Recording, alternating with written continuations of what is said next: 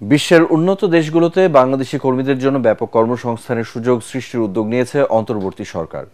প্রবাসী কল্যাণ মন্ত্রণালয়ের জাপানের একটি কোম্পানির সাথে বিনামূল্যে অভিবাসন, ভাষা ও কারিগরি প্রশিক্ষণ বিষয়ক সমঝোতার স্মারক সই অনুষ্ঠানে উপদেষ্টা ডক্টর আসিফ নজরুল কথা জানান।